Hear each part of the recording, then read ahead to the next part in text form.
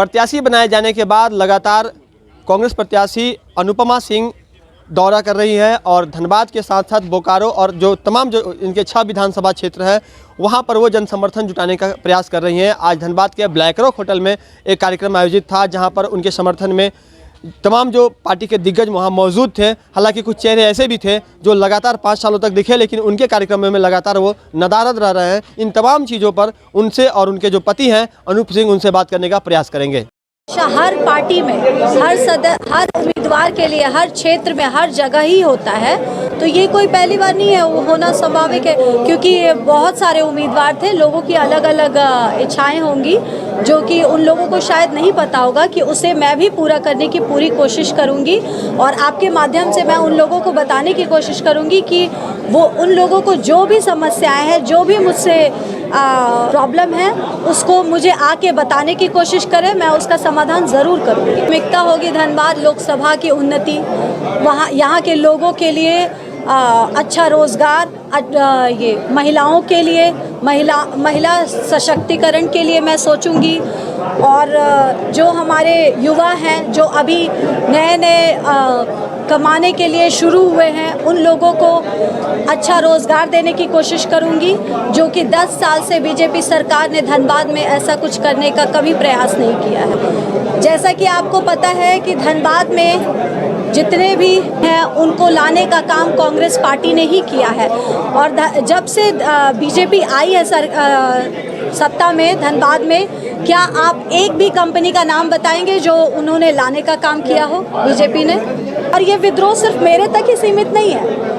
आप 1 महीने पहले से ढुल्लू महतो जी भी यहाँ हैं, उनका तो मुझसे बहुत ही ज़्यादा, मेरा तो विद्रोह सिर्फ इनको क्यों बनाया गया, इनको क्यों नहीं बनाया गया, लेकिन ढुल्लू महतो जी का विद्रोह पूरी जनता कर रही है और पूरी जनता करेगी और 25 मई को पूरी जनता दिखा देगी कि उनका विद्रोह सिर्फ थोड़ा कुछ कार्यकर्ता नहीं, पूरी जनता करेगी। फिर आगे झा जी हैं, सब लोग हमारे लिए आए हैं, तो ऐसे ही धीरे धीरे आपको और जगह नहीं मिलेगा और सारे लोग 25 मई से पहले सारे लोग मंच पे आपको दिखेंगे। यहाँ से इस्तीफा देना नुकसानदेह साबित होगा या फायदा? ललन चौबे जी का इस्तीफा देना कोई नुकसानदायक साबित नहीं होगा। ललन चौबे जी पे वही सब केसेस हुए हैं पूर्व में जो ढुल्लू महतो पे भी हुए हैं, तो ऐसे प्रकृति के लोग अगर हमें छोड़ के जाते हैं तो मैं समझता हूँ कांग्रेस को फायदा ही होगा। महिला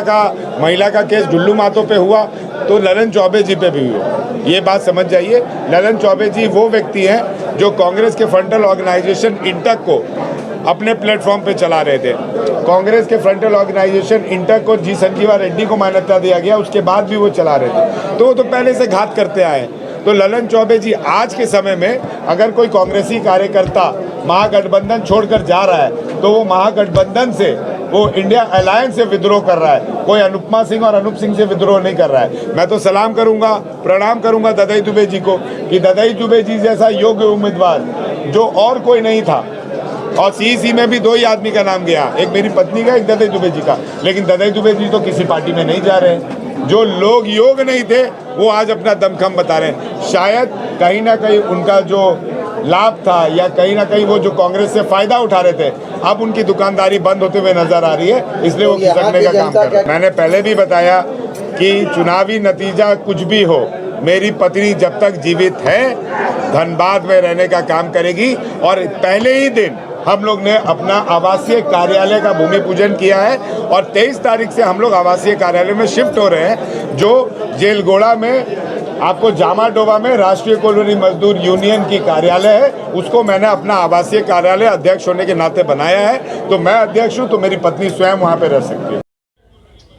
मीडिया से बातचीत के दौरान अनूप सिंह और अनुपमा दोनों ने ही लगातार जिस तरह से पहले भी वो हमलावर थे ढुल्लू महतो के खिलाफ, खास करके उनके जो तमाम उनके ऊपर जो आरोप लगे हैं, उनके ऊपर जो केसेस हैं, करीब 4 दर्जन से अधिक केसों का हवाला देते हुए लगातार उनके ऊपर हमले किए जा रहे हैं। ये अलग बात है कि ढुल्लू महतो की तरफ से अभी कोई आधिकारिक बयान इस मामले में नहीं आया है कि किस तरह से ढुल्लू महतो अपने विपक्षी प्रत्याशी को जवाब देते हैं, लेकिन इतना तो तय है कि आने वाले वक्त में दोनों ही प्रत्याशियों के बीच में जो मौखिक वार है वो और अधिक तेज होगा। साथ ही आपको बता दें कि आज अनुपमा के साथ साथ जो अनूप सिंह हैं वो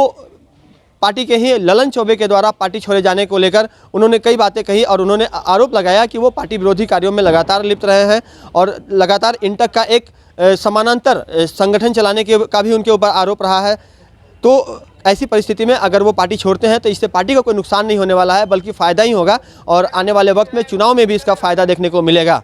बहरहाल ये जो मौखिक लड़ाई है वो कितना आगे जाएगी और आने वाले वक्त में जो विरोध के स्वर उठ रहे हैं, कई जगहों पर जो अनुपमा सिंह के खिलाफ जो विरोध के स्वर दिख रहे हैं, कई जगहों पर प्रदर्शन देखने को मिल रहे हैं, इसे कैसे वो खत्म करने में कामयाब होंगे और अपने पक्ष में कांग्रेसियों का समर्थन हासिल करेंगे, यह भी देखना लाजिमी होगा। सहयोगी मुन्ना के साथ Rajkumar Jaiswal, news 22 scope, Dhanbad. Elite institute, अगर आपके अंदर चाह है तो एलीट आपकी राह है। IIT हो या मेडिकल, आप चाहते हैं अपने आप को उत्कृष्ट दिखाना, आप चाहते हैं खुद को एक IITian के रूप में दिखना या मेडिकल के क्षेत्र में आगे बढ़ना, तो एलीट आपके लिए एक बहुत बड़ी ताकत के साथ आपके सामने है। आइए, खुलिए, बढ़िए, पहुंचिए। Elite institute.